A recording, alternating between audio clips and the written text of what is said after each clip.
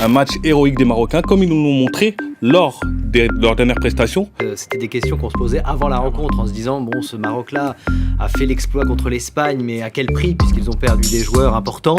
Moi, ce qui m'a marqué dans ce match, c'est encore une fois la solidité défensive du Maroc, malgré toutes les absences. Ouais. L'absence de Naïef Aguerd, blessé lors du dernier match, Ouais. Mazraoui absent. Pendant le match, Romain Saïs se blesse, on se dit, est-ce que le Maroc va tenir ? Le Maroc s'est imposé face au Portugal lors des quarts de finale de la Coupe du Monde Qatar 2022, devenant ainsi la première équipe africaine à franchir le cap des demi-finales lors d'une phase finale de la Coupe du Monde. Auparavant, on a eu des équipes comme le Cameroun en 1990, le Sénégal en 2002 et le Ghana en 2010, mais qui se sont arrêtées toutes ces équipes en quart de finale. Au regard de ce parcours sans faute, ce parcours élogieux, je dirais digne de félicitations, est-ce qu'on ne peut pas rêver?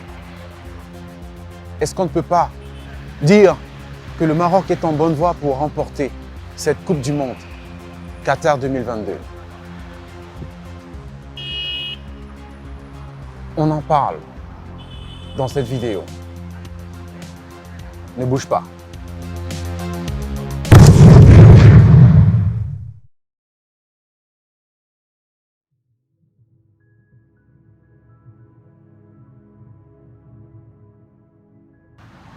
Ça, c'est l'une des expressions que j'ai le plus entendues dans les médias, sur les médias sociaux, depuis la victoire du Maroc face au Portugal.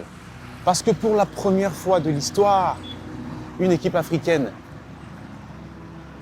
a franchi le cap des demi-finales lors d'une phase finale de la Coupe du Monde. Et briser le plafond de verre, c'est déborder les limites que la société t'a imposées et dont tu t'es approprié par ricochet. On a trop longtemps rappelé à l'Afrique qu'elle n'avait pas remporté de Coupe du Monde. On a trop longtemps rappelé à l'Afrique qu'elle se limitait au quart de finale, avec les exemples que j'ai cités plus haut. Et du coup, nous nous sommes appropriés ces limites. C'est comme si on ne pouvait pas aller au-delà de cela.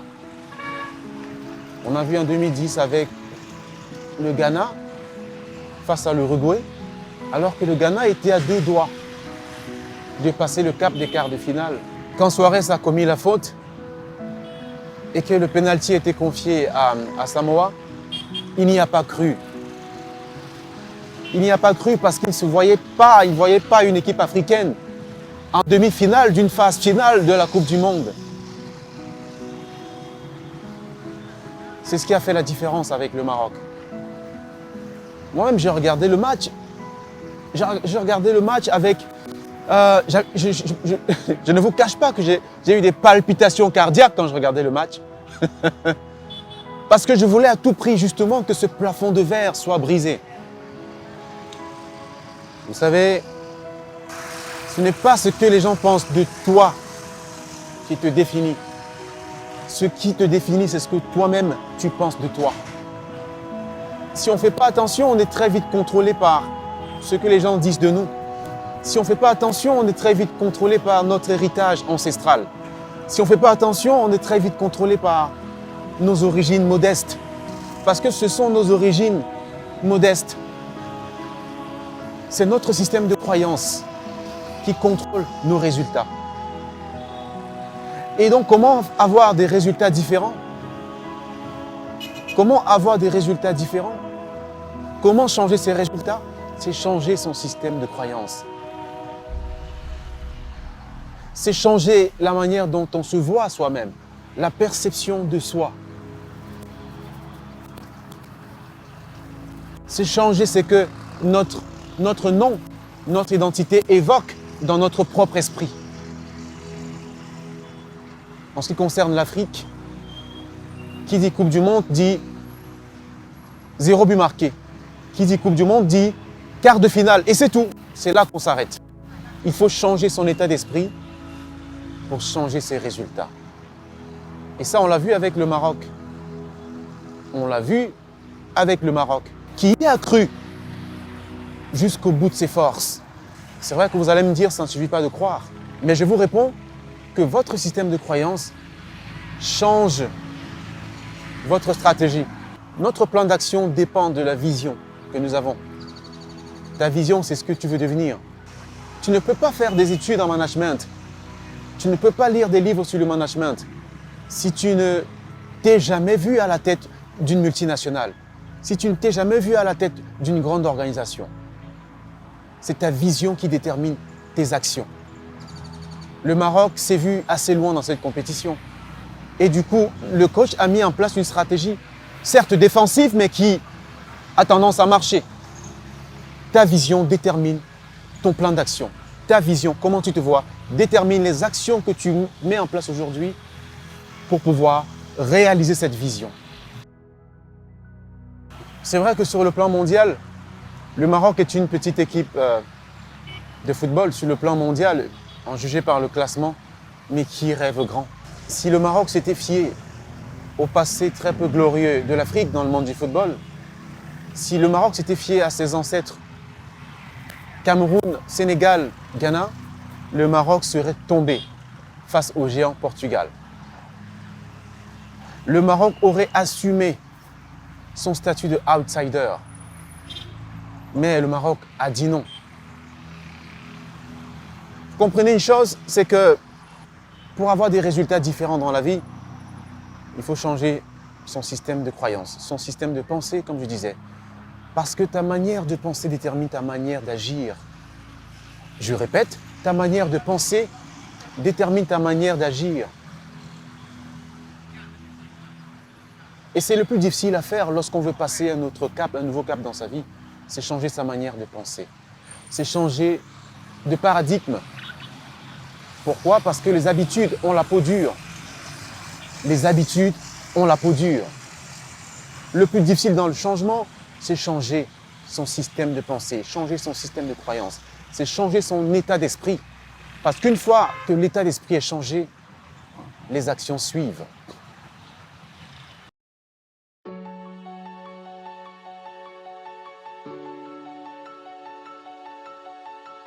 Écoute, tu n'obtiendras jamais de résultats différents à moins que tu changes ton système de croyance, à moins que tu changes ton état d'esprit. Je dis ça parce que, et ça ne vous échappera pas que c'est une évidence, la vie n'est qu'une succession de premières fois. Mais si tu ne changes pas d'état d'esprit, ton système de croyance, tu ne feras pas le pas qui te mènera vers de nouvelles expériences.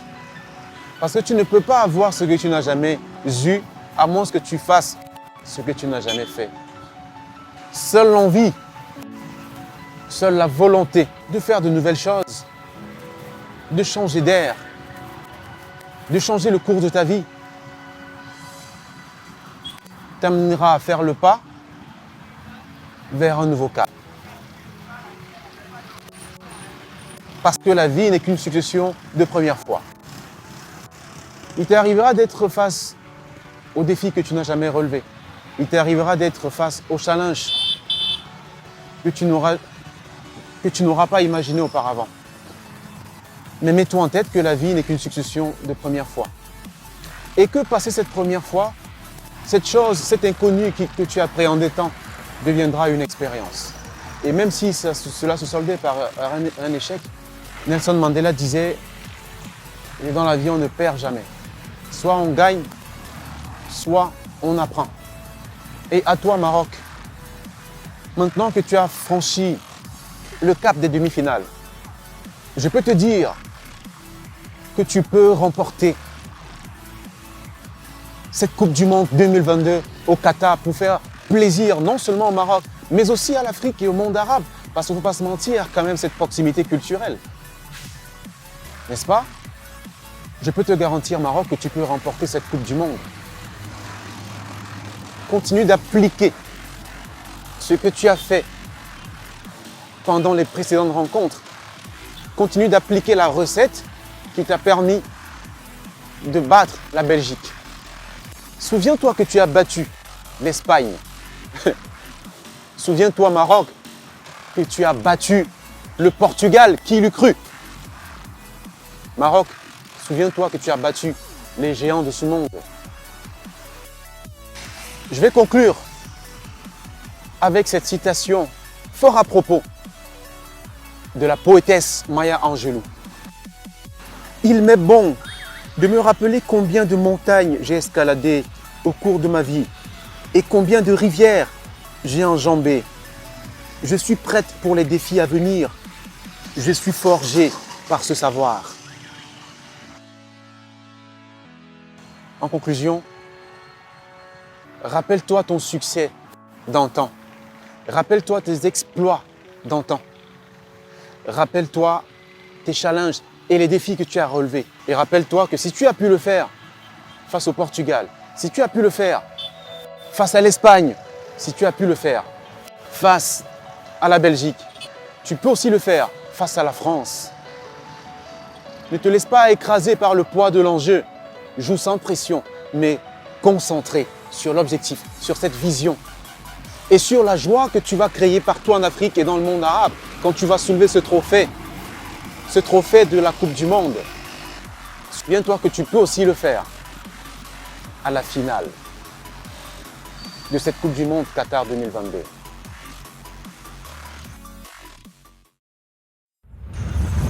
Cette vidéo arrive à son terme et j'espère que vous en avez tiré de bonnes leçons. Ça me ferait plaisir que vous partagez cette vidéo au maximum. Abonnez-vous, si ce n'est déjà. Activez la cloche de notification pour ne pas louper les prochaines émissions. Et surtout, à très bientôt.